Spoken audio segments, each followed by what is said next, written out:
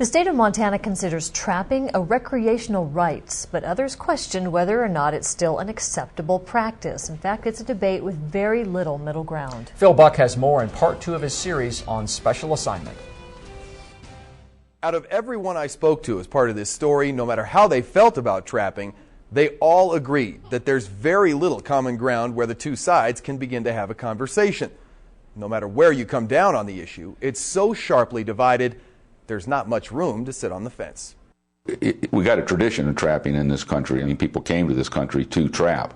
And as a matter of fact, at one time in the history of the United States, that was our leading export, were furs. But the days of fur being our top exported commodity are long gone. And there are those who'd like to see trapping gone as well. This meets any and every definition of inhumane and unacceptable treatment of another creature. It doesn't have any perceivable benefit other than personal profit and some bizarre form of personal enjoyment that these individuals get from doing this. I'm respectful to the animal as much as I can be. If they think that we're using these huge steel traps with teeth on them, and it's the perception that we're these people that beat animals over the head with a club, and that's not true. That's what you're aiming for, right behind the ears.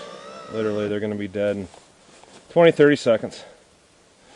No different than them killing a rabbit or a squirrel on the ground. Nature's messy. If you look at how animals die in the wild, probably being shot or being clubbed is a much faster way to go. It's a girls. The trick is, wild animals aren't always the ones caught in traps. People's pets have been trapped as well, and while Kempthorne favors tightening rules and regulations to reduce instances of trapped pets, opponents of trapping say that's not good enough.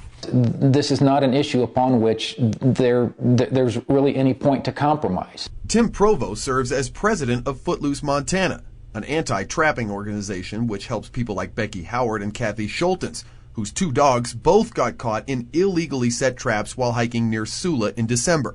Now they've joined the anti-trapping movement, and they're determined to make their voices heard. It's a different world out there now, and as much as they don't like that, it isn't the 1820s. It's 2012. Nobody needs the meat. Nobody needs the pelts. They're just doing it for